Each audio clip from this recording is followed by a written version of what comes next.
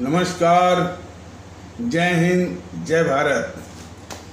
भारतीय अवाम ताकत दल अपने भारतीय भाई बहनों अर्थात अपने देश भारत की जनता अर्थात अपनी भारतीय अवाम से भारतीयता आधारित आपसी श्रद्धा, भारतीयता आधारित आपसी स्नेह, भारतीयता आधारित आपसी प्रेम, भारतीयता आधारित आपसी अखलाक मोहब्बत, भारतीयता आधारित आपसी सहयोग, भारतीयता आधारित आपसी सम्मान, भारतीयता आधारित आपसी एकता, भारतीयता आधारित आपसी भाईचारा तथा भारतीयता आधारित आपसी सद्भाव को समझने व उसे आत्मसात करके वैसा ही और उसी अनुसार आचरण एवं व्यवहार करने हेतु और इसके समस्त भारत में प्रचार प्रसार करने हेतु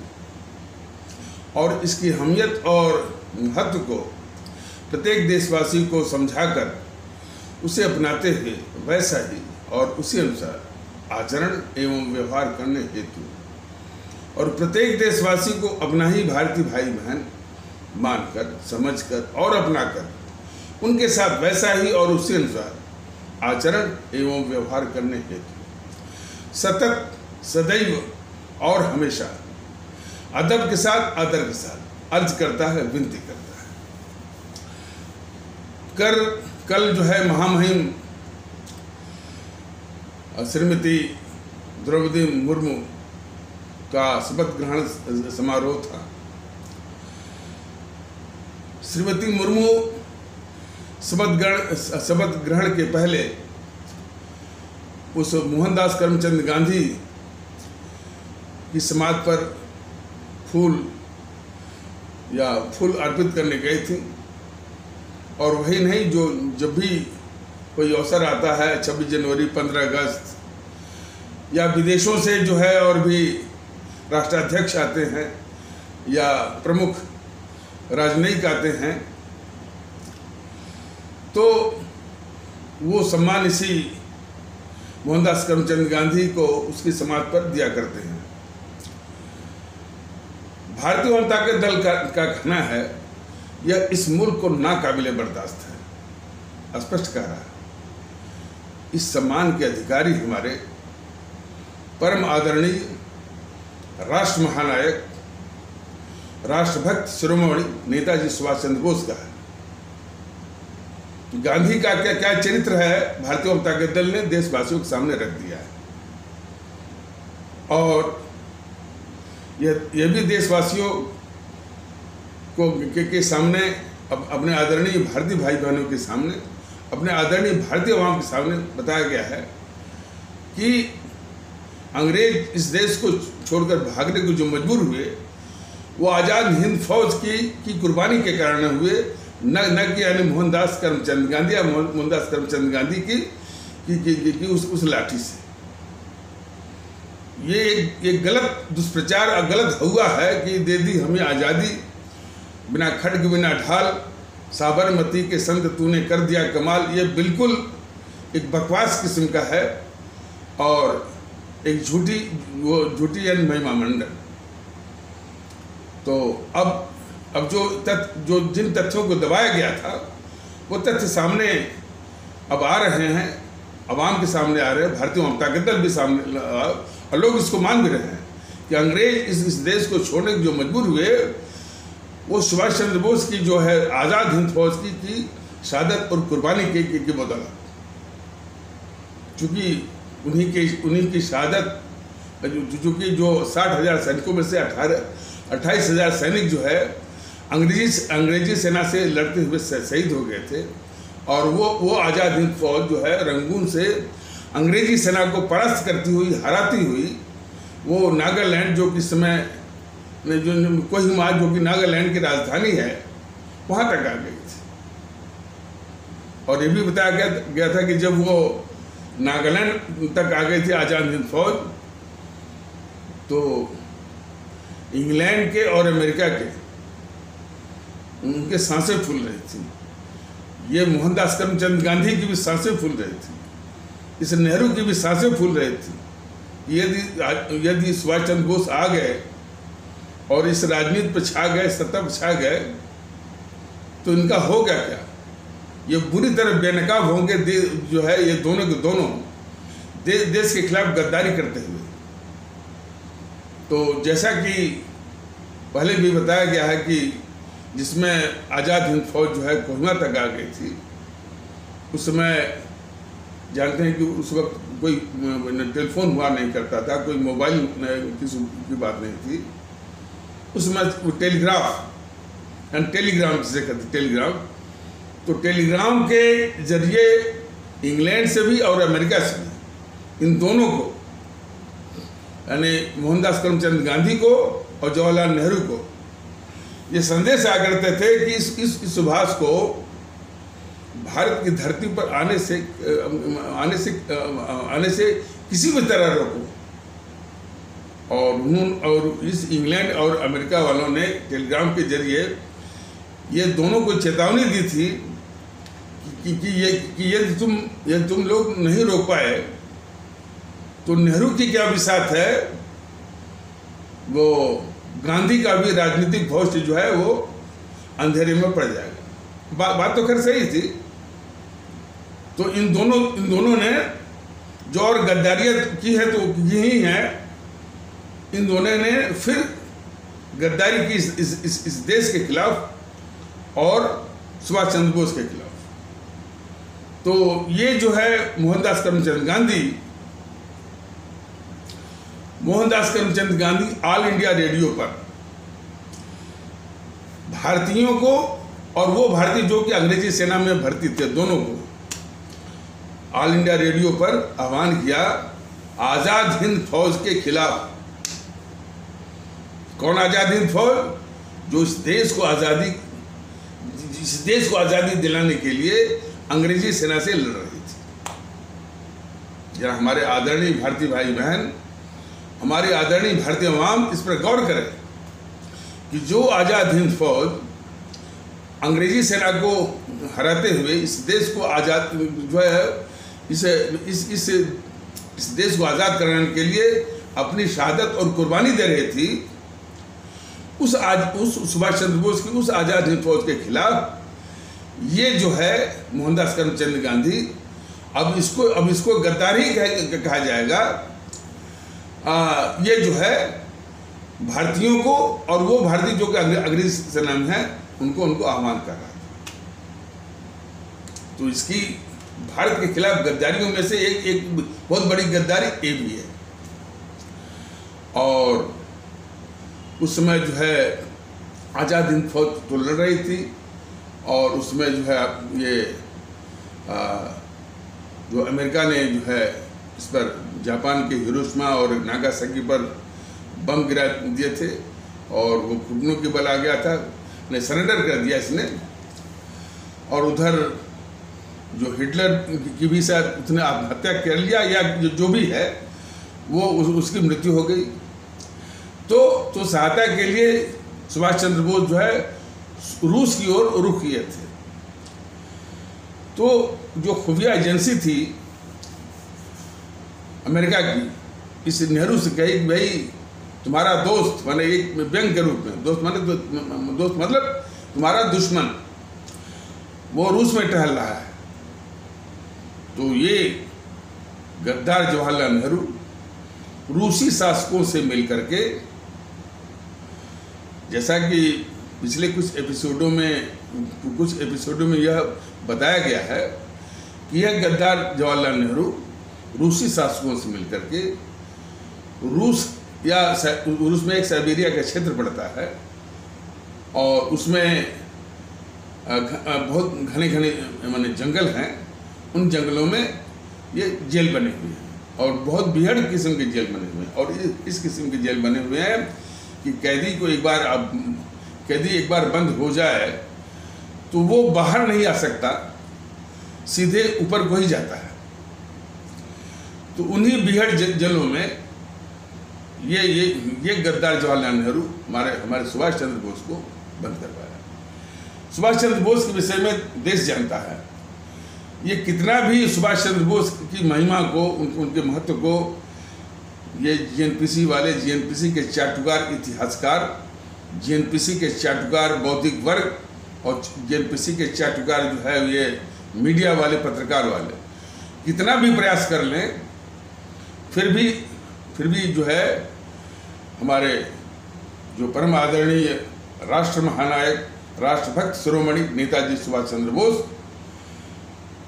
की जो महिमा है हर एक भारतीय के रूप में, देशभक्ति के सबसे बड़े आदर्श के रूप में आज भी वो हर भारतीय के दिलों में विराजमान है। तो हमारे देश के इतने बड़े राष्ट्रभक्त के आदर्श को ये गद्दार जवाहरलाल नेहरू रूसी शासकों से मिलकर के वो साइबेरिया के जंगलों में बने हुए बिहार जेलों में से एक जेल में बंद करवाया और उसी में निर्मम यातनाओं के साथ इस गद्दार जवाहरलाल नेहरू ने हमारे नेता सुभाष चंद्र बोस की हत्या करवाई। यह धीरे धीरे हमारे देश के लोग इसको जाने और जानना बहुत जरूरी है।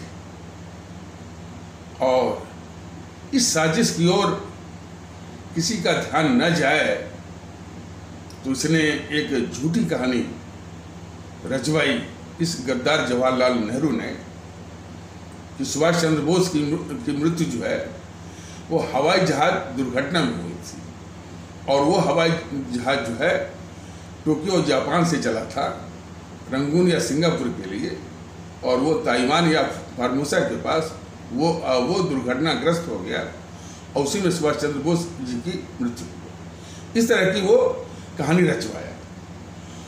इस कहानी पर लोगों का विश्वास मैंने दिलाने के लिए वो ये गद्दार जवाहरलाल नेहरू, देश का गद्दार, बार बार गद्दार के रूप में यह देश को बताया जाएगा, निश्चित बताया जाएगा कि हमारे सुभाष चंद्र बोस के साथ इसने क्या बर्ताव किया।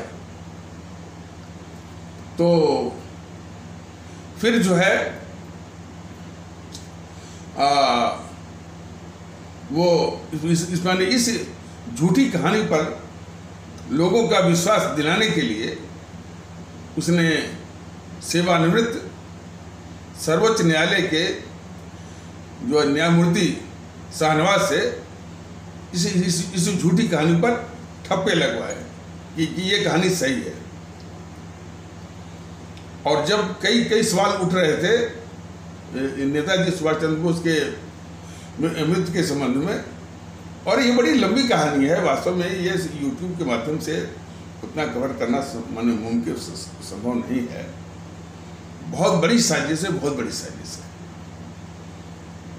और फिर जब बाद में ये सवाल उठने लगे तो उसकी बेटी जो वो भी बहुत बड़ी गद्दार है इस देश की, वो इंदिरा गांधी, उसने भी सेवानिवृत्त सर्वोच्च न्यायालय के न्यायमूर्ति खोसला साहब से इस झूठी कहानी पर मुहर लगवाई ताकि लोगों का विश्वास इस झूठी कहानी पर हो जाए और ताकि वो जो गद्दार जवाहरलाल नेहरू ने रूसी शासकों से मिलकर के और रूस के या साइबेरिया के जेल में जो निर्मम यातनाओं के साथ जो हत्या करवाई थी, उस साजिश की ओर किसी का ध्यान न जाए।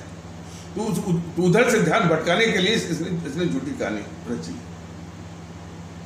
हालांकि इसके विषय में और भी डिपोजिशंस हुए थे, मैंने इंक्वायरी कमीशन के सामने डिपोजिशंस हुए थे। उसका एक नमूना हम आपको बता रहे हैं। वो हमारे सुभाष चंद्र बोस जी के एक प्राइवेट मेडिकल डॉक्टर थे, रामाराव करके थे, और रामाराव ने नहीं पुष्टि की थी कि उनकी मृत्यु जो है वो हवाई जहाज दुर्घटना में नहीं हुई थी। और दोबारा जब इस तरह से हुआ, इन सबों ने इतना रामाराव को इतना टॉर्चर किया कि फिर दोबारा वो अपना बयान बदलने के लिए जो है वो मजबूर हो गए। तो ये सब बहुत शातिर किस्म के जो मैंने गैंग गिरोह है जेएनपीसी, वो तो कहिए खैर मनाइए कि एनडीए की सरकार थी और पटना हाई कोर्ट के आदेश से एनडीए सरकार ने तीसरा कमीशन जो कि देश को संतुष्टि नहीं थी, देश बहुत व्याकुल था कि आखिर इनकी मृत्यु जो है, जिस तरह की कहानी ये बता रहे हैं वो बिल्कुल सत्य जो है, बिल्कुल सत्य प्रतीत नहीं होती है।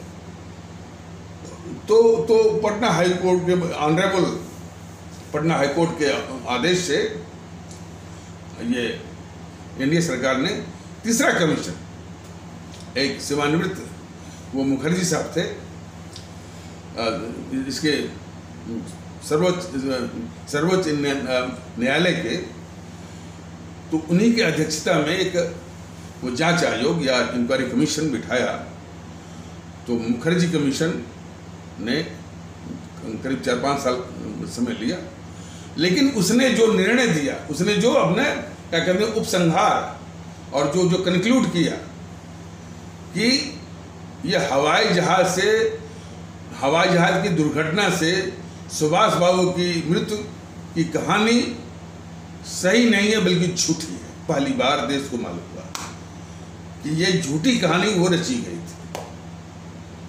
लेकिन फिर भी दुर्भाग्य देखिए कि इस रिपोर्ट के बनते बनते एनडीए सरकार जा चुकी थी, फिर ये इसी जेएनपीसी की यूपीए या सोनिया मनमोहन की सरकार आ चुकी थी, और फिर इसके बाद फिर वो रिपोर्ट इन्हीं सबों को प्राप्त हुई, और उस रिपोर्ट को जो रिपोर्ट कह रही थी कि जो है ये कहानी जो है कि हवाई जहाज दुर्घटना में सुभाष बाबू की मृत्यु हुई है, ये कहानी सत्य नहीं, झूठी है।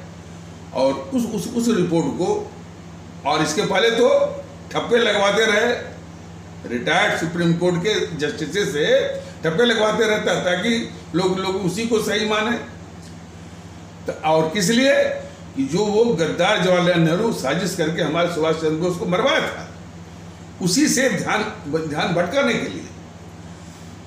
तो यूपीए सरकार को जब मुखर्जी कमीशन की वो रिपोर्ट जो कि कह रही थी ये कहानी झूठी है, सत्य नहीं है, उसको इन सबों ने दबा दिया।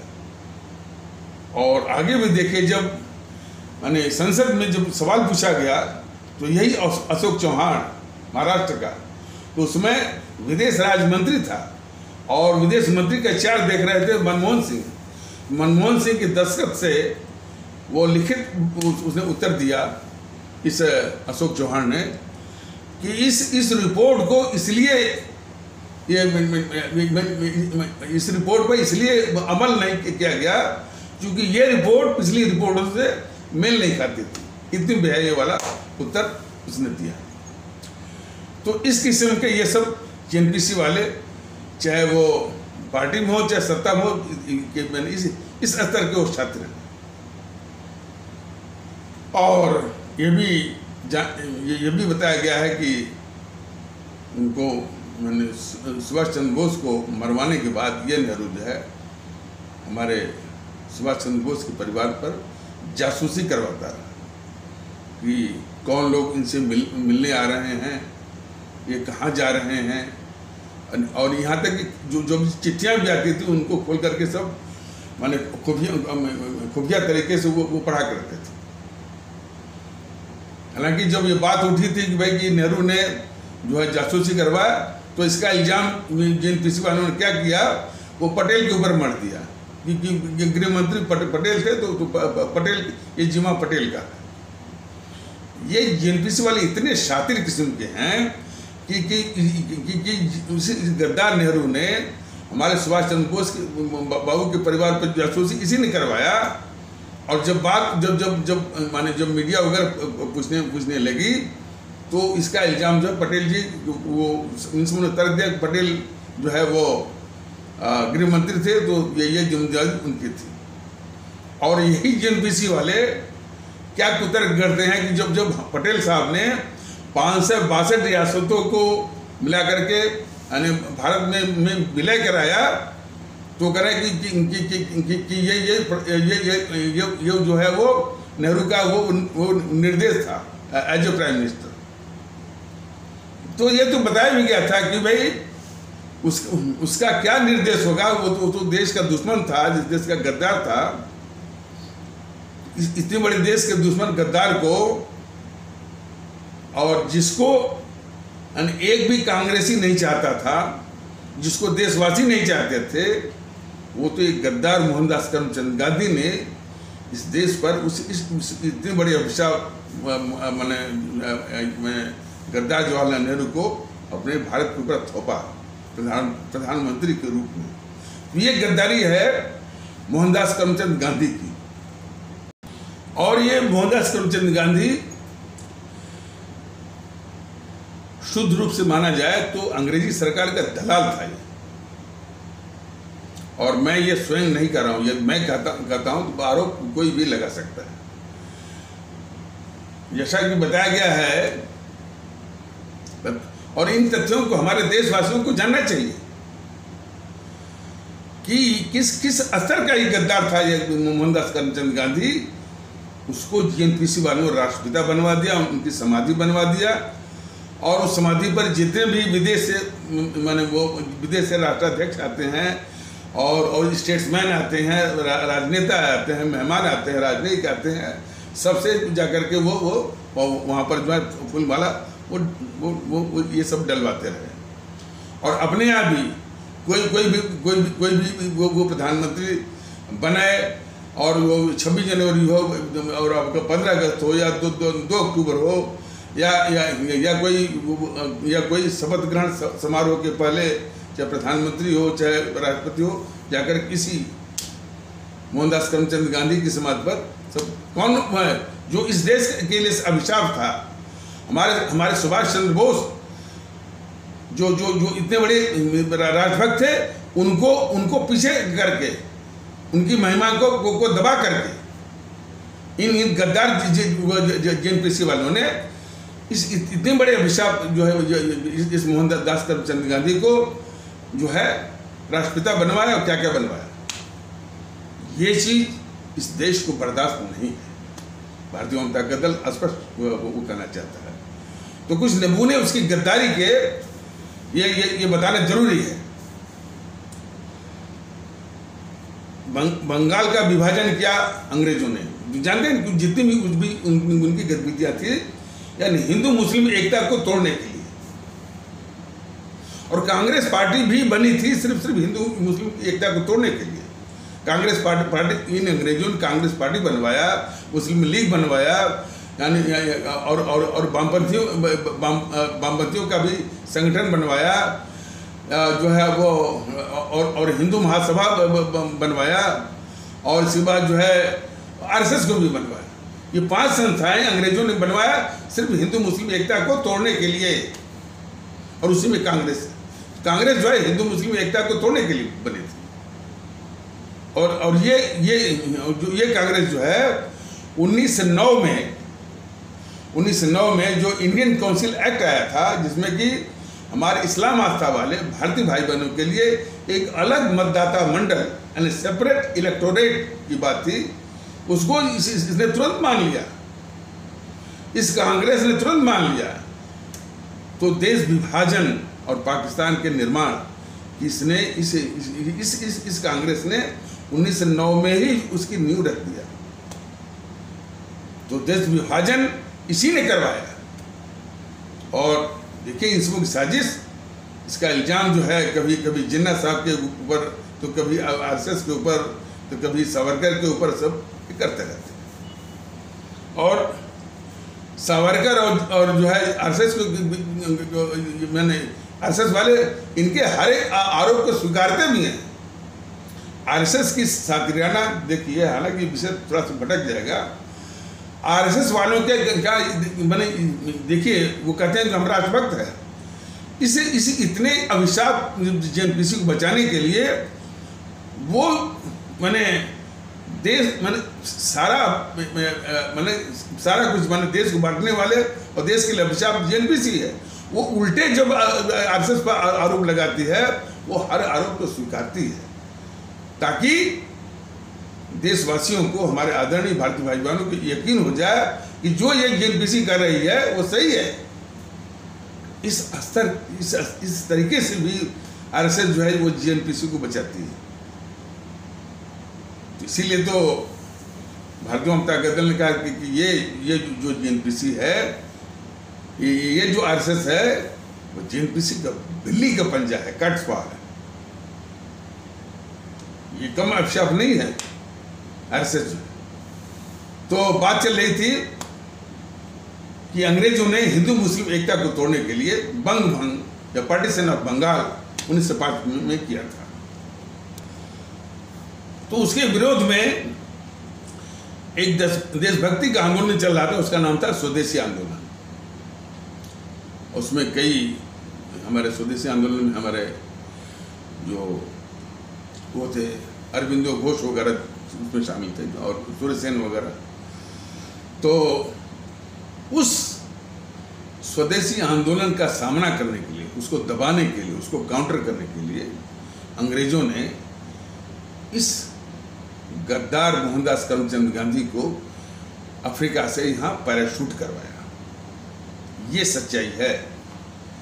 उसको पैराशूट करवाया और आते ही ये गद्दार मोहनदास करमचंद गांधी इसने बयान दिया कि मैं अंग्रेजी सरकार का वफादार हूं।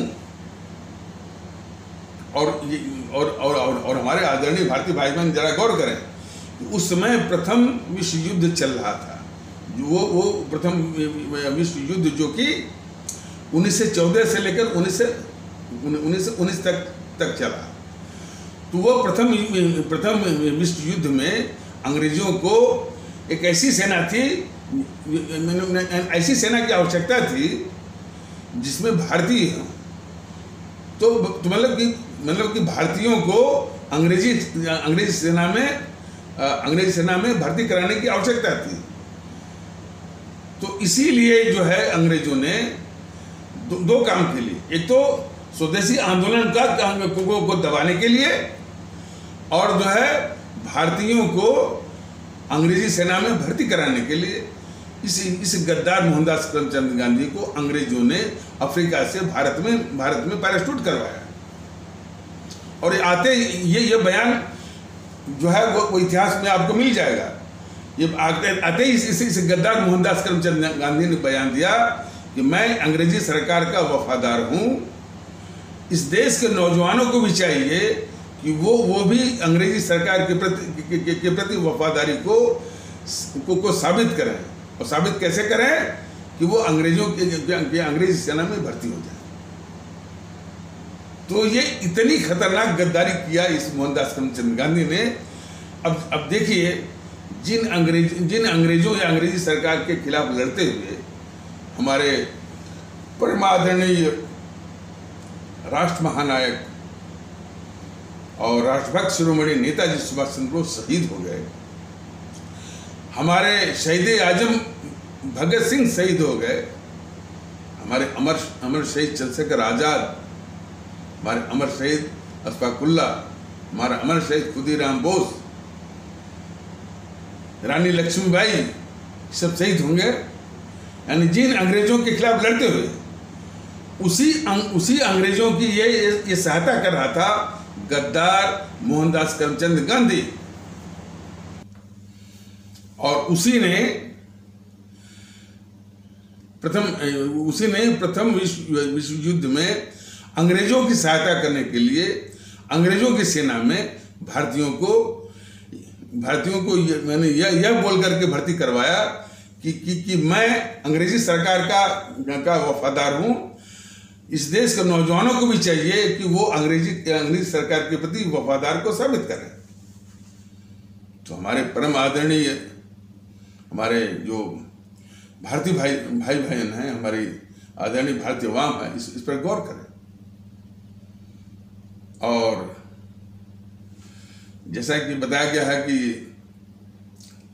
हमारे देश में जो हमारा ये इस्लाम आस्था वाला भारतीय भाई बहनों का जो तबका है, ये बराबर मैंने बताया है, इसमें कुछ कट्टरवादी तत्व हैं, निश्चित रूप से बेशक कट्टरवादी तत्व हैं।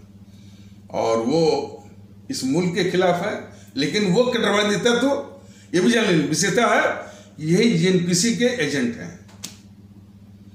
इस्लाम आस्था वाले भारतीय भाई बहनों के जो कट्टरवादी तत्व हैं, इसी जीएनपीसी के ही एजेंट हैं,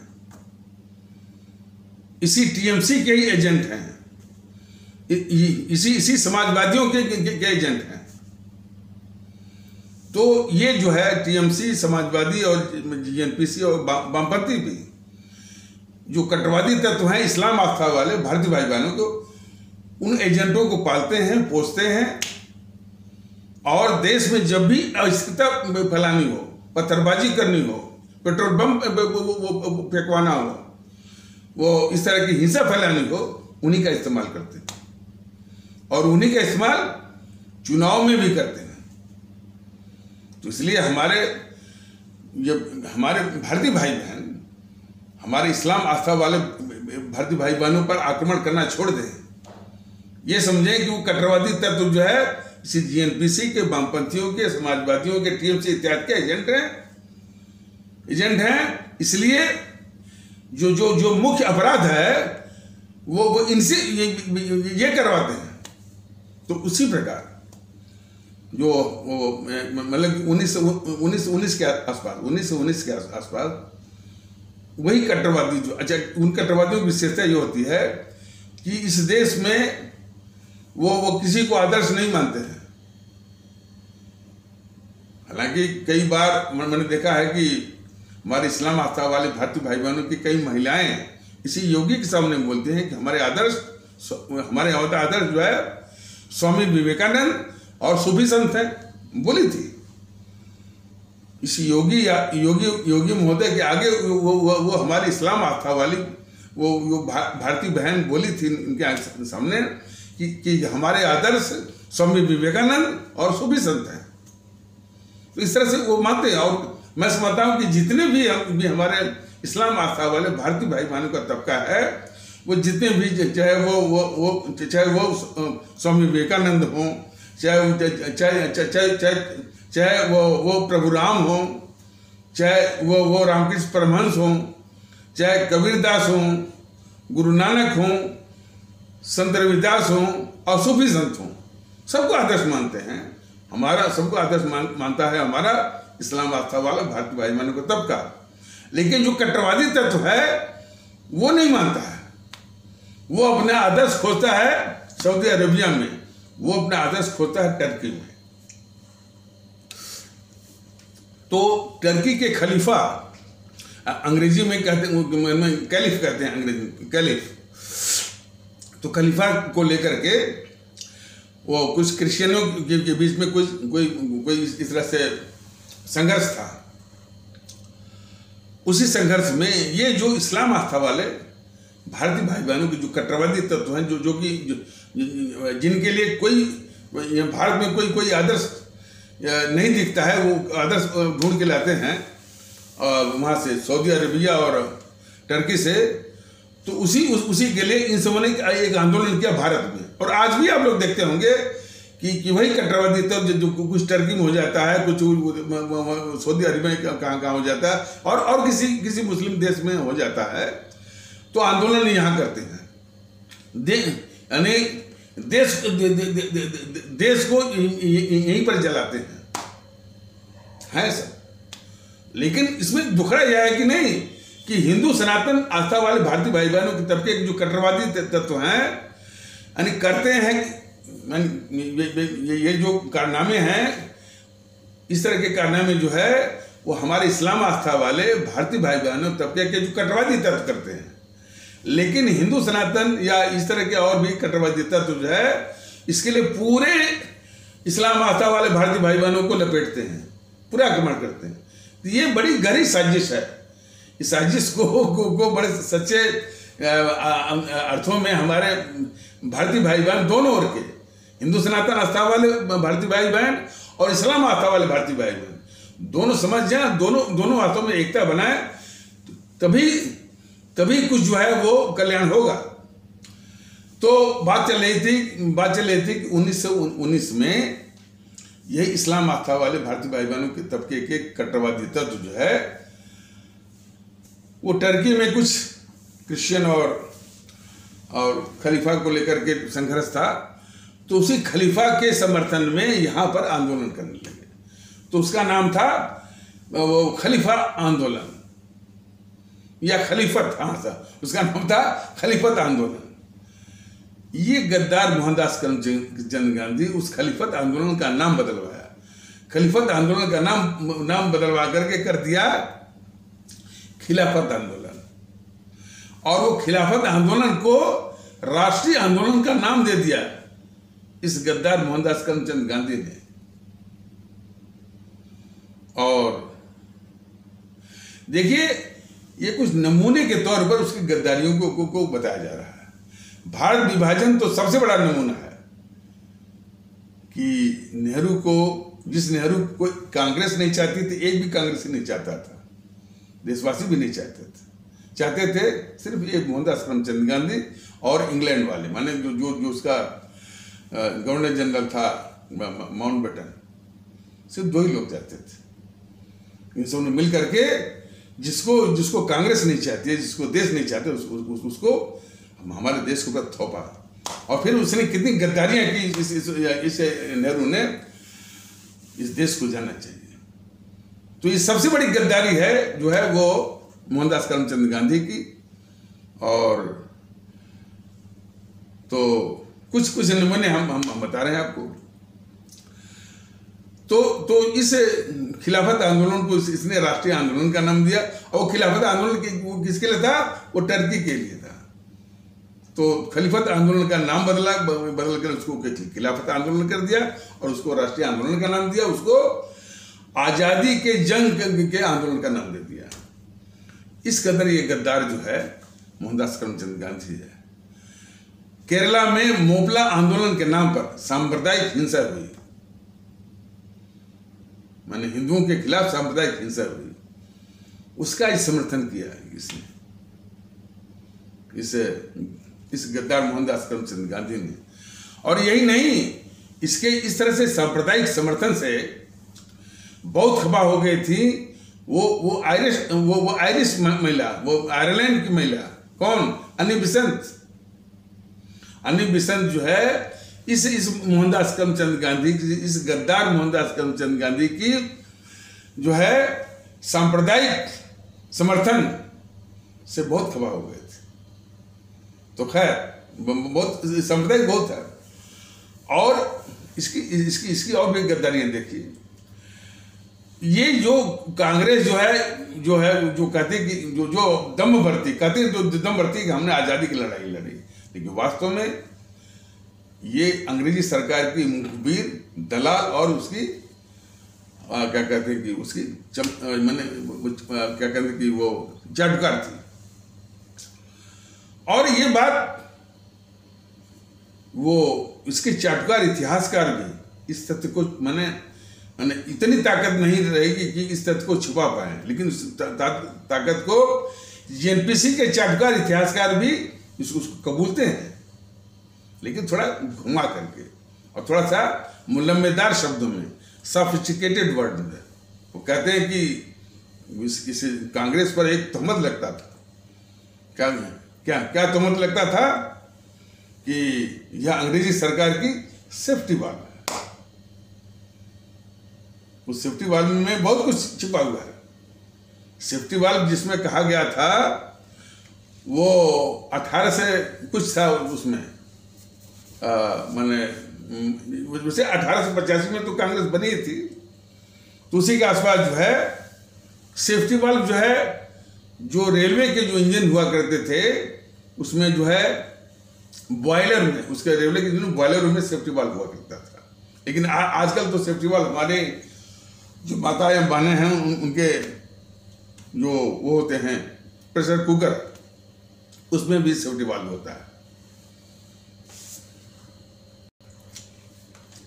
तो सेफ्टी वाल्व जो है, चाहे रेलवे की बॉयलर, चाहे रेलवे इंजन के बॉयलर में हो, चाहे वो प्रेशर कुकर में हो, सेफ्टी वाल्व का काम क्या होता है? काम ही होता है कि यदि उसके अंदर का दबाव या प्रेशर इतना बढ़ जाए कि उस बर्तन को ही मैंने तोड़ दे, बॉयलर को तोड़ दे या प्रेशर कुकर को तोड़ दे, उस हालत में वो सेफ्टी वाल्व थोड़ा सा प्रेशर वो निकाल देता है, उसको रिलीज कर देता है। रिलीज करके फिर उस बर्तन, चाहे बॉयलर हो चाहे वो प्रेशर कुकर हो, दोनों को माने दोनों कंटेनर को, दोनों बर्तन को वो महफूज रखता है, सुरक्षित रखता है। यही काम है इसका सेफ्टी वाल्व का। ठीक यही भूमिका इस कांग्रेस ने अंग्रेजी सरकार को बचाने का जो है करके इस देश के खिलाफ गद्दारी की। जब भी हमारी जनता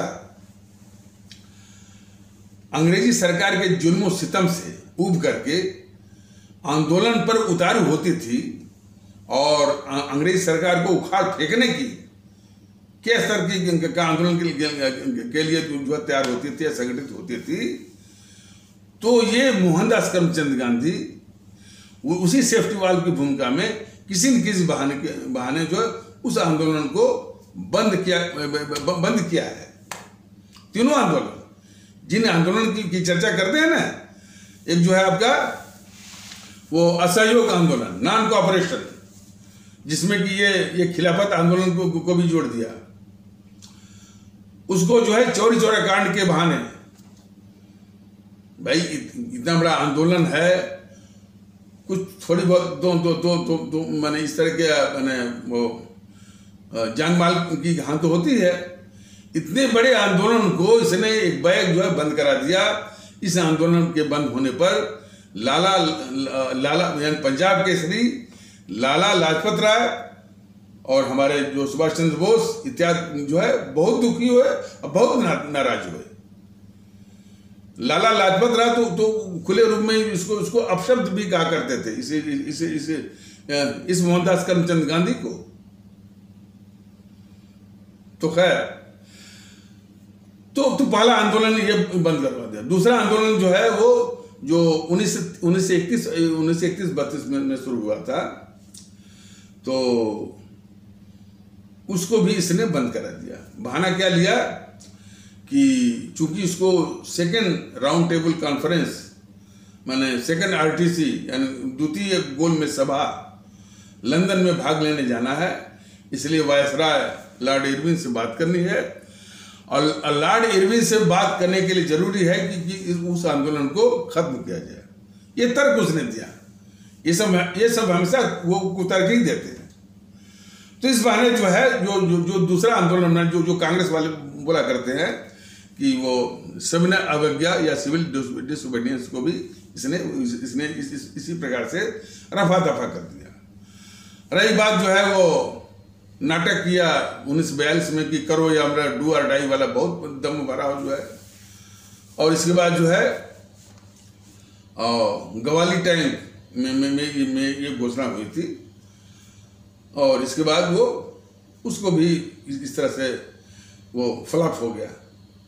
तो जितने भी आंदोलन में जनता तैयार हुई और ये गद्दार मोहनदास करमचंद गांधी कभी इस बहाने कभी उस बहाने उस आंदोलन को खत्म कर दिया और अपने मकसद अपने मंजिल के पहुंचने के पहले ही। तो ये भूमिका थी सेफ्टी वाल्व की। तो हमारे देशवासी, हमारे आदरणीय भारतीय भाई बहन जरा देखें कि किस स्तर की ये गद्दारी किया है इस मोहनदास करमचंद गांधी ने अंग्रेजी सरकार को बचाने के लिए। ये तीनों आंदोलन को किस तरह से अपने मकसद माने अंग्रेजों को उखाड़ फेंकने के का मकसद था। उस मकसद से पहुंचने के पहले ये जो इन आंदोलन को खत्म करा दिया इस गद्दार मोहनदास करमचंद गांधी ने। और फिर जब 1945 में जब वो सुभाष चंद्र बोस की सेना की कुर्बानी और शहादत के कारण जब मतलब इसमें ब्रिटेन की जो है या अंग्रेजी सरकार की जो रॉयल इंडियन नेवी RN में बगावत हुई, और इसके बाद जो जो और भी सेना के अंग थे उसमें भी बगावत की सुगबुगाहट शुरू हो गई थी। इसको देख करके अंग्रेज ढल गए, इसलिए कि अंग्रेज जो है इस देश में सेना और पुलिस के ही बल पर जो है शासन किया करते थे। लेकिन जब उन्होंने देखा कि सेना में ही जो है वो बगावत हो गई है, तब तो अब उनका इस देश पर शासन करना, इस देश में मैंने टिके रहना बिल्कुल नामुमकिन, असंभव। तो लेकिन इसके लिए वो एक सेफ वॉकओवर यानी सम्मान के साथ विदाई वो चाह रहे थे। तो सम्मान के साथ विदाई सिर्फ यही दोनों गद्दार देने के लिए तैयार हुए। कौन? ये गद्दार जवाहरलाल नेहरू, गद्दार जो है वो ये मोहनदास करमचंद गांधी। तो इन समूहों को जब खबर लग गई, अच्छा इसके पहले भी और भी गद्दारियां हैं, ये कभी भी जो है संपूर्ण आजादी नहीं मांगते थे। ये मांगते थे कांग्रेस वाले, माने वो भी दिखावटी मांग थी, डोमिनियन स्टेटस मांगते थे। तो डोमिनियन स्टेटस का मतलब ये होता है कि आप कोई भी व्यवस्था लगाइए, चाहे डेमोक्रेसी है या कोई भी क्रेसी, तो लेकिन अंतिम जो शक्ति है, फाइनल अथॉरिटी है, जो अल्टीमेट पावर है, वो इंग्लैंड के पास रहेगी। इसी को कहते हैं डोमिनियन स्टेटस। डोमिनियन स्टेटस में आपका वो कनाडा भी है, ऑस्ट्रेलिया भी है, और कुछ देश है, और कई देश हैं, लेकिन प्रमुख रूप से कनाडा और ऑस्ट्रेलिया है। तो यही उनकी मांग थी। लेकिन जब हमारे भगत सिंह, चंद्रशेखर आजाद, अशफाकुल्लाह इत्यादि जो है बोलते थे नहीं कोई किसी डोमिनियन स्टेटस की जरूरत नहीं है, इन अंग्रेजों को भगाना है, पहले ये भागें, पहले यहाँ से हटें, यहाँ से जाएं। ये हम पर है कि किस तरह की व्यवस्था जो है हम उसको लागू करेंगे। तो जब ये मुद्दा हमारे अमर शहीदों का लोकप्रिय होने लगा जनता में, तो उस मुद्दों को चुराने के लिए तुरंत आनंद फानन में जो है वो घोषणा करना था कि हम भी जो है संपूर्ण आजादी की मांग करते हैं। तो इस तरह का नाटक करने के लिए कांग्रेस अध्यक्ष बनने का नंबर था हमारे सरदार पटेल का था। देखिए, सरदार पटेल को इसने 2 बार धक्के दिए हैं।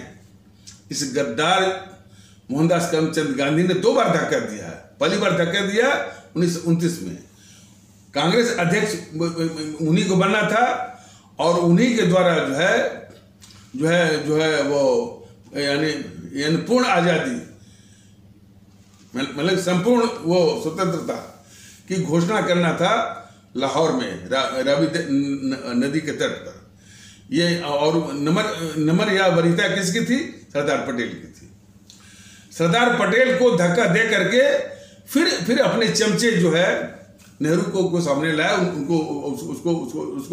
उसको जो है कांग्रेस अध्यक्ष बनवाया, और उसी गद्दार नेहरू से, उसी गद्दार जवाहरलाल नेहरू से वहीं जो मैंने लाहौर में रावी नदी के तट पर 30 जनवरी 1929 को जो है उनको पूर्ण स्वराज की घोषणा करवाया।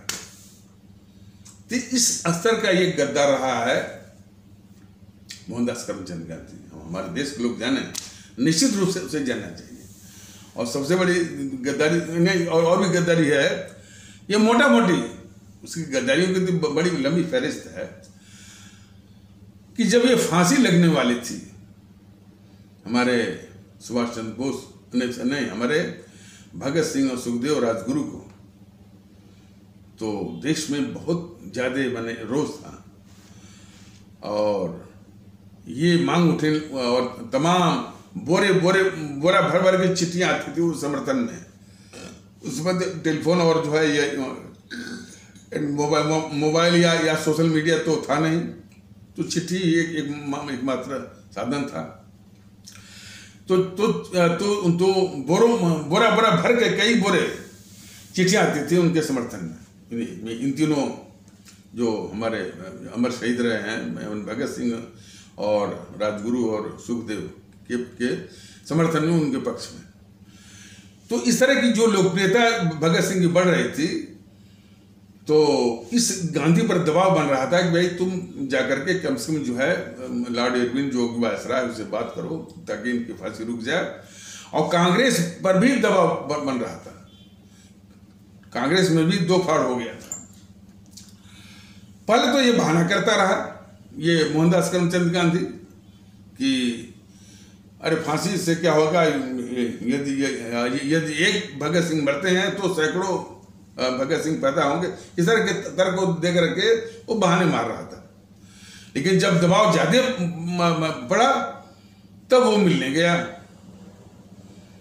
और वहां मिलकर के वो क्या कह रहा है इरविन से, लॉर्ड इरविन, जो लॉर्ड तो नहीं कहना चाहिए, जो इरविन थे, जो वायसराय से जाकर ये बोला कि अरे ये लोग जो है जनता में बहुत लोकप्रिय हैं, और यदि इनको कुछ हुआ तो बहुत बड़ी अशांति, बहुत बड़ा भवंडर, बहुत बड़ा बवाल मच जाएगा जिसको आप काबू नहीं कर पाएंगे, संभाल नहीं पाएंगे।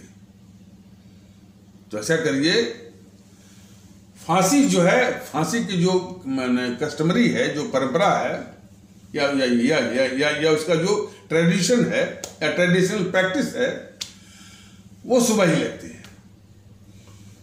फांसी का जो ट्रेडिशनल प्रैक्टिस है, मतलब जो उसकी जो माने परिपाटी है, सुबह ही लगती है। तो इसने ये सलाह दिया इस गद्दार मोहनदास करमचंद गांधी ने इरविन को कि जो फांसी आप लगाने वाले हैं सुबह, आप शाम को ही लगा दीजिए, शाम को ही मार दीजिए।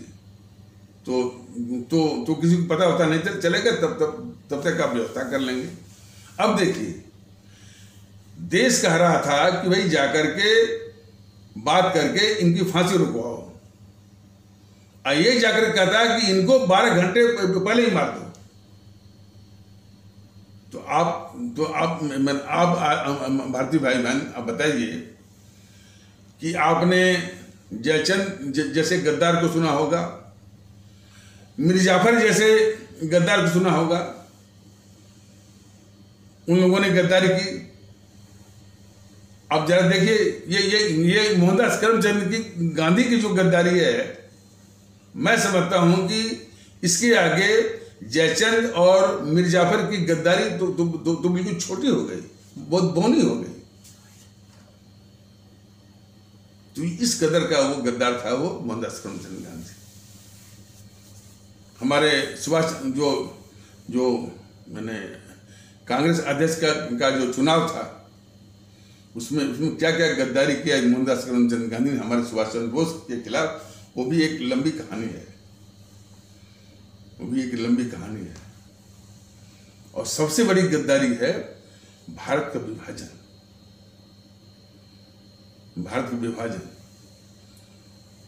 जब ये लाल किले में आजाद हिंद फौज पर जो है मुकदमे चल रहे थे, और उसमें जो है आजाद हिंद फौज के तीन उपाध्यक्ष थे, यानी लेफ्टिनेंट जनरल, एक हिंदू यानी हिंदू सनातन आस्था वाले भारतीय भाई बहनों के तबके से, एक जो है इस्लाम आस्था वाले भारतीय भाई बहनों के तबके से, और एक सिख आस्था वाले भारतीय भाई बहनों के तबके से।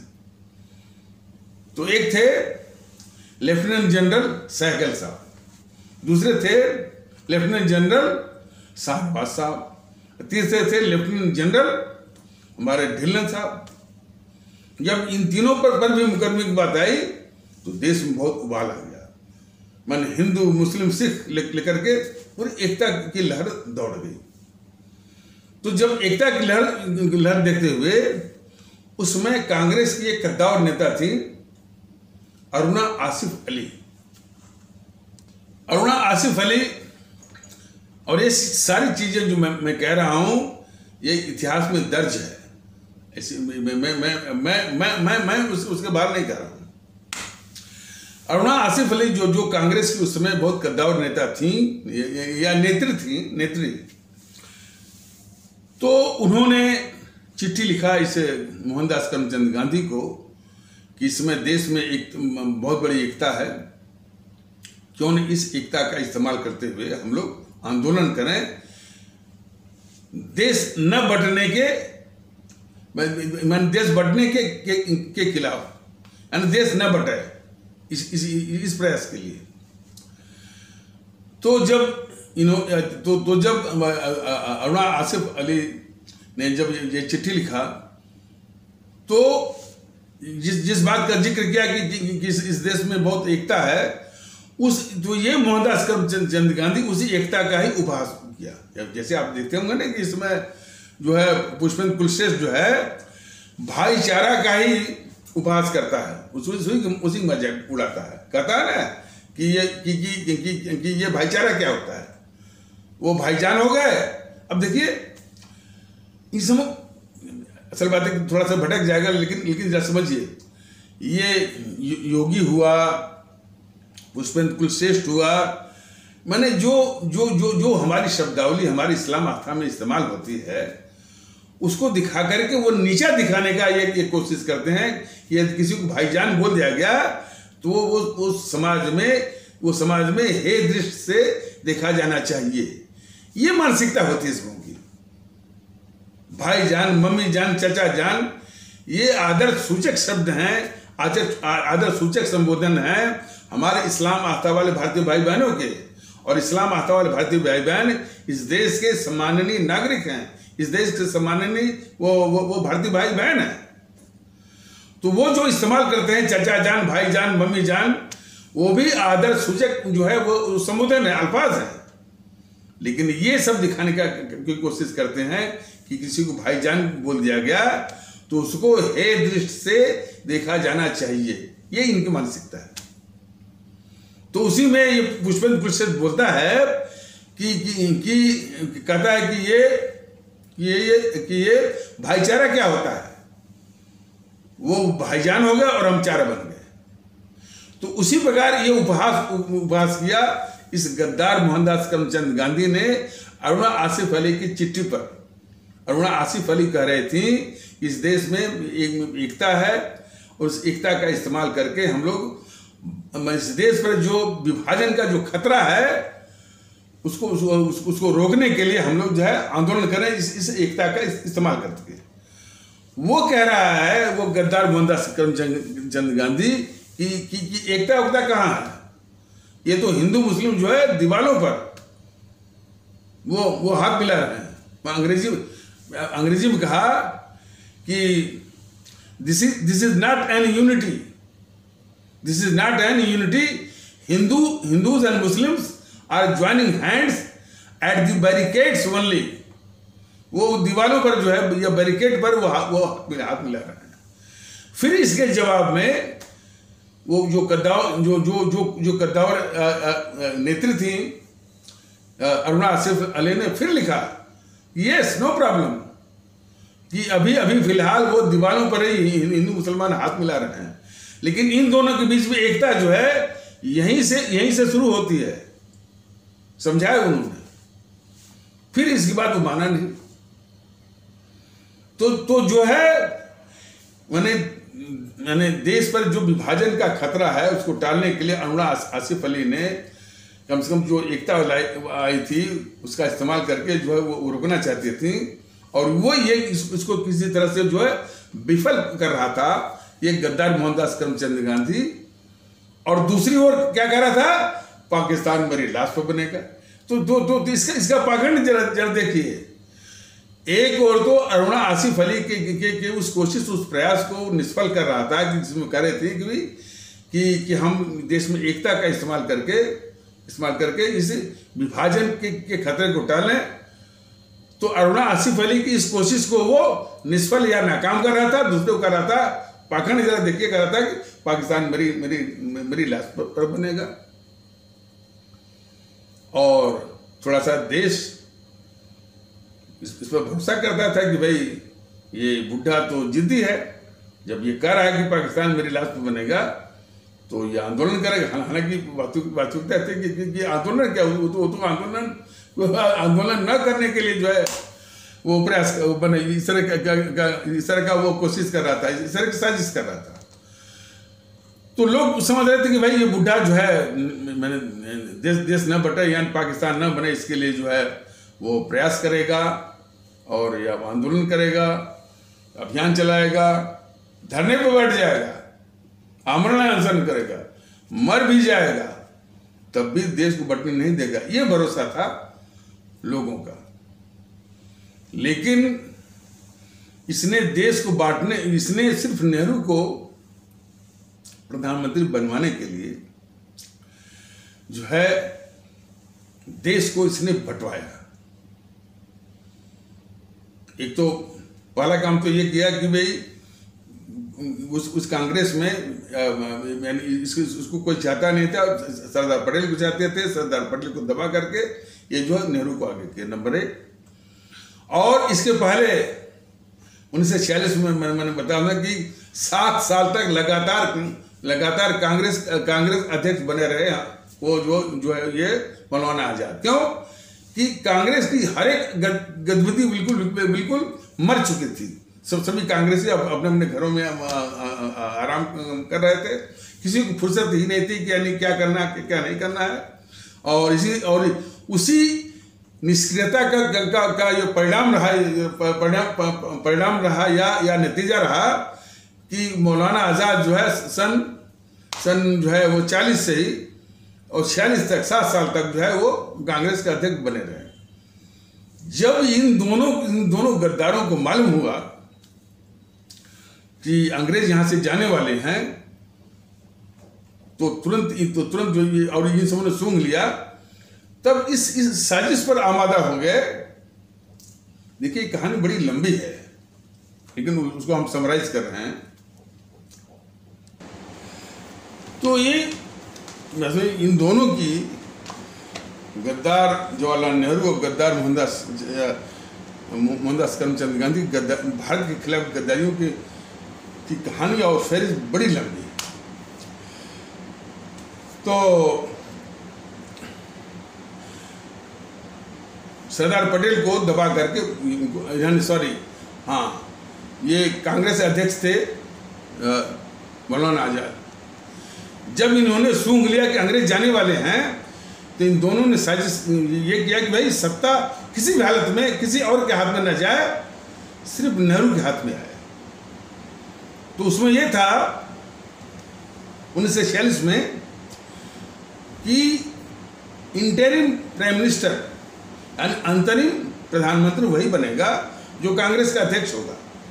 और कांग्रेस के अध्यक्ष कौन थे? मौलाना आजाद। तो पहली बाधा तो यही थी कि मौलाना आजाद को हटाओ। तो ये मोहनदास करमचंद गांधी जाकर के मौलाना आजाद से कांग्रेस का अध्यक्ष पद का इस्तीफा लिया। और ये भी कहा, देखिए ये मैं अकेले नहीं कह रहा हूँ, मौलाना आजाद ने अपनी आत्मकथा में कहा हुआ है कि ये गद्दार मोहनदास करमचंद गांधी उनसे जब इस्तीफा ले रहा था तो कहा कि भाई कि आप ये सार्वजनिक रूप से घोषणा करिए कि मैं नेहरू के पक्ष में कांग्रेस अध्यक्ष पद से इस्तीफा दे रहा हूं। तो मौलाना आजाद ने कहा कि भाई हम इस्तीफा तो दे रहे हैं लेकिन हम सार्वजनिक रूप से इस तरह से हम घोषणा नहीं कर सकते। ये उन्होंने अपनी आत्मकथा में लिखा हुआ। तो अब दूसरा था कांग्रेस अध्यक्ष इसको बनवाना। अब कांग्रेस अध्यक्ष बनाने के लिए जो कांग्रेस का जो संविधान था उस संविधान के अनुसार प्रांतीय इकाइयां जो है वो प्रस्तावित करती थी। प्रांतीय इकाइयों में से तो 15 प्रांतीय इकाइयों में से 12 ने समर्थन किया था सरदार पटेल को, और 3 में से 1 या 2 जो है सीताभीरमैया पट्टाभीरमैया को, और दूसरा 1 या 2 जो है वो कृपलानी को, जेबी कृपलानी को। ये जो है उस कार्य समिति में वो जैसा कि अभी वो ये परिपाटी है कि मान लीजिए सोनिया के राहुल के खिलाफ कोई खड़ा हो जाता है, 2-3 जो है ये क्या करते हैं, एक प्रिंटेड छपाया एक फॉर्मेट लेते हैं कि भाई मैं राहुल के पक्ष में, मैं सोनिया के पक्ष में इस्तीफा दे रहा हूँ। बिल्कुल छपा छपा रहेगा, बस वो दस्तखत करना रहेगा, बुला करके मीटिंग में बस उनसे वो दस्तखत वो ले लेते हैं। तो ये प्रणाली आज की नहीं है, वो गद्दार मोहनदास करमचंद गांधी के ज़माने से चल रही है। तो उसी प्रकार लिखा लिखाया पहले से वो था। तो JB कृपलानी से भी ले लिया, सीता भी रमैया पट्टा भी रमैया से ले लिया, और उस कार्य समिति में एक नाटक किया। इस गद्दार मोहनदास करमचंद गांधी ने नेहरू के पक्ष में, चूंकि नेहरू को कोई थोपना था प्रधानमंत्री के रूप में, नाटक किया। तो पूछा पंडित जी उनसे, उनको अश्कार करके, आपके संगठन में तो कोई है ही नहीं। तो ये सर झुकाए हुए था। ये गद्दार जवाहरलाल नेहरू जब ये सवाल किया इसने, गद्दार मोहनदास करमचंद गांधी ने, तो ये सर झुका लिया। ये नहीं कहा, इसने एक शब्द नहीं बोला कि जब हमारे संगठन में कोई कांग्रेसी नहीं है, तो जिसके समर्थन में है, सरदार पटेल के समर्थन में है, तो सरदार पटेल को बनने दीजिए।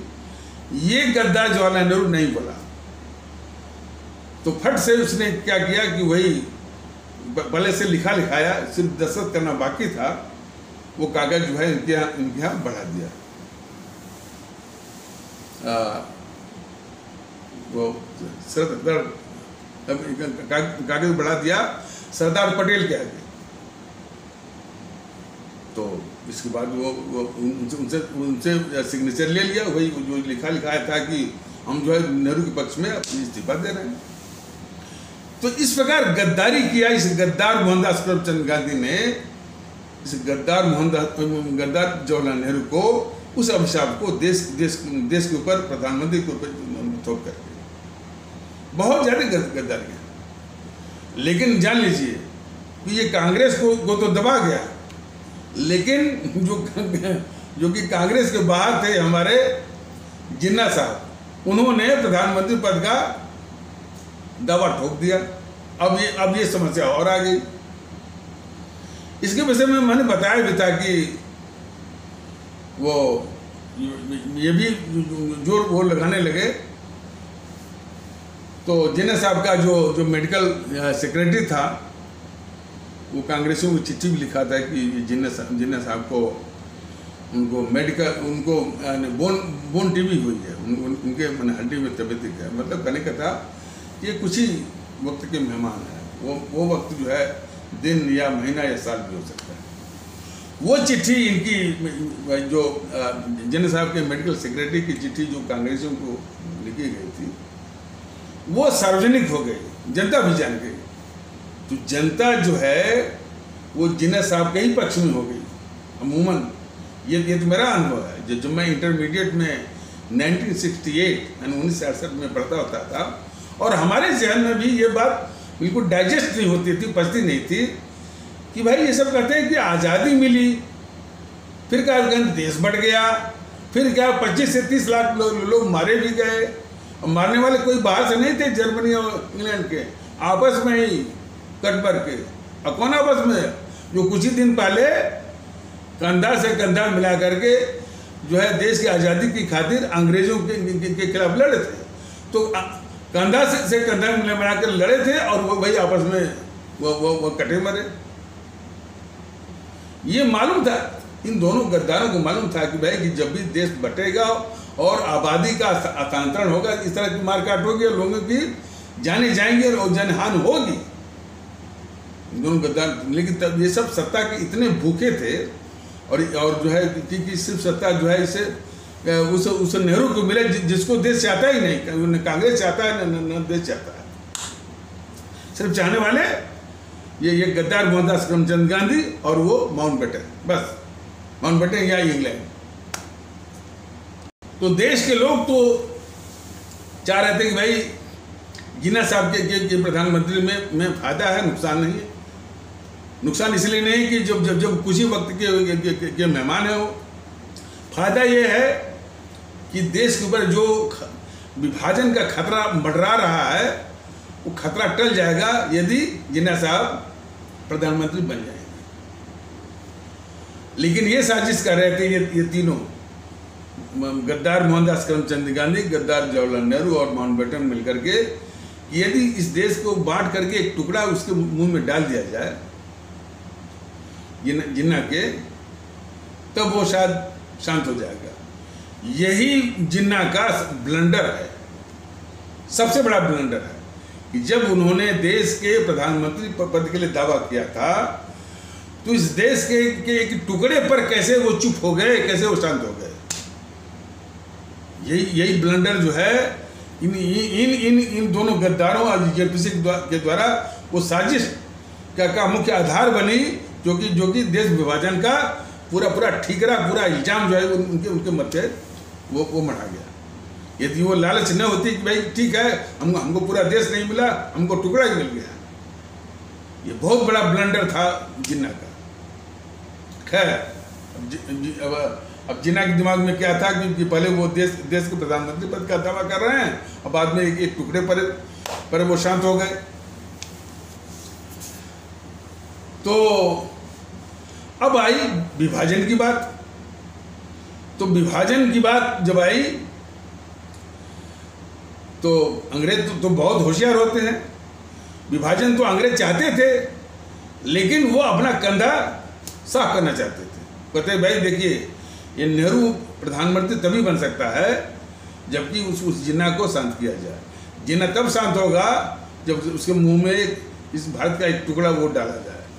ये तब होगा जबकि देश को बांटा जाएगा, और देश तब बटेगा जब कांग्रेस खुद विभाजन का प्रस्ताव पास करे। देश को विश्वास था कि भाई ठीक है, कांग्रेस जो है मैंने कुछ आज़ादी की लड़ाई लड़ी या नहीं लड़ी, या चमचागिरी किया, मुखबिरी किया, जो भी है, लेकिन देश को यही यकीन है कि देश बांटने का प्रस्ताव कांग्रेस पास करेगी। ये उनके किसी भी कल्पना में नहीं था। पूरा विश्वास था कि भाई ये कांग्रेस जो है वो देश बांटने का प्रस्ताव किसी भी हालत में, किसी भी कीमत में पास नहीं करेगी। लेकिन देशवासियों का यह भी विश्वास टूट गया, और कांग्रेस वास्तव में ये भी सच्चाई थी कि कांग्रेस तैयार भी नहीं थी। कांग्रेस को किस तरह दबाव में लिया ये गद्दार मोहनदास करमचंद गांधी, और कौन एक और कह रहा है पाकिस्तान मेरे लाश पर बनेगा, दूसरी ओर देश बांटने की साजिश कर रहा है। तो कांग्रेस की कार्य समिति में किस तरह से ये विभाजन का प्रस्ताव पास करवाया ये गद्दार मोहनदास करमचंद गांधी, उसका भी नमूना सुन लीजिए। वो जाकर बोलता है कि भाई ये नेहरू जो है माउंटबेटन के सामने एक धमकी दिया है। धमकी ये दिया है कि यदि हमको प्रधानमंत्री न बनाया गया तो मैं कांग्रेस को तोड़ दूंगा। तो अब ये कांग्रेस के टूटने का ये खतरा आ गया है, और कांग्रेस का टूटना जो है ये बहुत ही अशुभ संकेत है। कांग्रेस को हर हालत में बचाना जरूरी है, और यदि कांग्रेस बचाने के लिए देश को भी बांटा जाए तो कोई हर्ज नहीं है। ये समझाने में, ये दबाव डालने में वो कामयाब हो गया, वो गद्दार मोहनदास करमचंद गांधी कांग्रेसियों के ऊपर। और कांग्रेस ने देश बांटने का प्रस्ताव पास कर दिया। सवाल ये उठता है कि कांग्रेस ने खुद देश विभाजन का प्रस्ताव पास किया है, ये सच्चाई हमारे कितने भारतीय भाई बहनों को मालूम है? जो इस तरह के साजिश किए हुए कि जिन्ना ने बंटवाया, जिन्ना ने पाकिस्तान बनवाया, ये कितने भारतीय भाई बहनों को मालूम है कि कांग्रेस ने खुद नेहरू को प्रधानमंत्री बनवाने के लिए, नेहरू को इस देश के ऊपर प्रधानमंत्री के रूप में थोपने के लिए, कौन नेहरू जिसको कोई कांग्रेसी नहीं चाहता था, जिसको देशवासी नहीं चाहते थे, देश के दुश्मन चाह रहे थे, देश के गद्दार चाह रहे थे। देश के दुश्मन अंग्रेज चाह रहे थे और देश के गद्दार मोहनदास करमचंद गांधी चाह रहे थे, देश नहीं चाह रहे थे। उसको थोपा गया, तो उसको इस देश के ऊपर थोपने की साजिश थी। तो उस साजिश में कांग्रेस ने खुद जो है देश विभाजन का प्रस्ताव पास किया हुआ है। ये सच्चाई कि कांग्रेस ने खुद देश विभाजन का प्रस्ताव पास किया हुआ है, कितने लोगों को मालूम? बिल्कुल नहीं मालूम। यदि ये मालूम होता तो इनके इन कांग्रेसियों के झूठ का पर्दाफाश तुरंत कर दिए होते। कह रहे भाई जब तुमने खुद देश विभाजन का प्रस्ताव वो पास किया हुआ है तो किस मुंह से कह रहे हो कि इसके लिए जो किस मुंह से कह रहे हो कि इसके लिए जिन्ना जिम्मेदार है। तो भारतीय भाई बहनों ये कहना कि ये इस कदर का ये गद्दार था मोहनदास करमचंद गांधी। कोई भी देशभक्त होता मेरे जैसा या तुम और लोग भी होंगे, जब इसको ये मैंने ये इस तरह से उसके समाज पर फूल माला जो है चढ़ाई जाती है हर मौके पर। विदेशों से जो राजनीति आते हैं वो भी आकर के यानी फूल माला वो चढ़ाते हैं।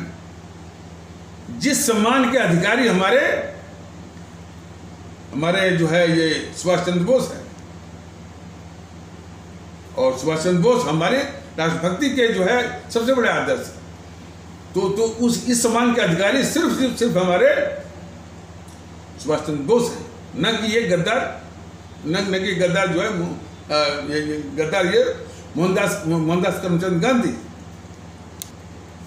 और दूसरे हकदार हैं हमारे शहीद आजम भगत सिंह, जो कि इनके सरीके चंद्रशेखर आजाद, अशफाकुल्लाह, खुदीराम बोस। तो ये देश उनका है। ये देश गद्दार जवाहरलाल नेहरू, गद्दार और गद्दार मोहनदास करमचंद गांधी का नहीं है। ये हमारे परम आदरणीय राष्ट्र महानायक, राष्ट्रभक्त शिरोमणि नेताजी सुभाष चंद्र बोस का देश है। ये हमारा देश जो है शहीद आजम भगत सिंह और अमर शहीद चंद्रशेखर आजाद, अमर शहीद अशफाकुल्लाह, अमर शहीद खुदीराम बोस इत्यादि लोगों का। और यह देश हमारे बाबा साहब का है। बाबा साहब के साथ जो और भी इस तरह से जो लोगों ने जो प्रयास किया, जो ज्योतिबा फुले इत्यादि है, ये देश उनका है, इन गद्दारों का नहीं है। इसलिए भारतीय जनता दल इस मामले में बिल्कुल स्पष्ट है कि इस तरह का इस तरह का जो शपथ ग्रहण समारोह के पहले लोग जाकर के फूलमाला अर्पित करते हैं समाधियों पर, वो हमारे सुभाष चंद्र बोस की समाधि पर, हमारे शहीद आजम भगत सिंह की समाधि पर और हमारे बाबा साहब की समाधि पर इस तरह का उनको सम्मान दिया जाए, न कि गद्दार मोहनदास करमचंद गांधी की। भारतीय जनता दल बिल्कुल स्पष्ट है। ये सम्मान सिर्फ जो है हमारे जो है परम आदरणीय राष्ट्र महानायक, राष्ट्रभक्त शिरोमणि नेताजी सुभाष चंद्र बोस, हमारे शहीद आजम भगत सिंह और हमारे बाबा साहब अम्बेडकर की समाधियों पर इस तरह के सम्मान दिए जाने की परम आवश्यकता है। और जब भी भारतीय जनता दल को मौका मिलेगा, वो तुरंत जो है ये मोहनदास करमचंद गांधी को जो सम्मान मिल रहा है उसको खारिज करके इन तीनों जो हमारे महान आत्मा हैं, महापुरुष हैं, यानी सुभाष चंद्र बोस, शहीद आजम भगत सिंह, बाबा साहब की समाधियों पर कोई भी प्रधानमंत्री जो है शपथ ग्रहण समारोह के पहले, कोई भी राष्ट्रपति जो है शपथ ग्रहण समारोह के पहले, और राष्ट्रीय दिवस को आपका 26 जनवरी और 15 अगस्त को तो खारिज कर देगा, क्योंकि आज़ादी का दिवस तो है ही नहीं। हमारा आज़ादी का दिवस है 21 अक्टूबर, और 2 अक्टूबर को भी खारिज करेगा। 23 जनवरी हम जो है हमारा जो है वो राष्ट्रीय दिवस होगा। 23 जनवरी, 26 जनवरी और 21 अक्टूबर। 21 अक्टूबर को आज़ाद कराया था हमारे वो सुभाष चंद्र बोस जी ने। वो आज़ाद भारत की स्थापना की थी, वो रंगून या सिंगापुर में। तो ये देख करके जो ये इस गद्दार मोहनदास करमचंद गांधी को इस तरह से किया जाता है, बहुत दुख होता है।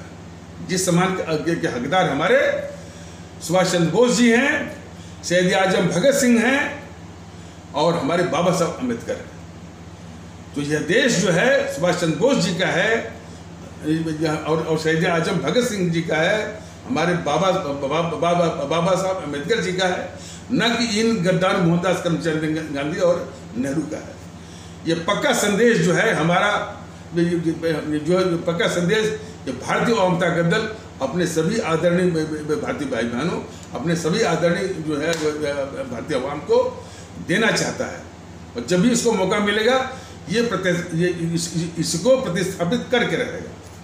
तो इन्हीं आवश्यक शब्दों के साथ इस आवश्यक चर्चा को इन पर विराम दिया जाता है।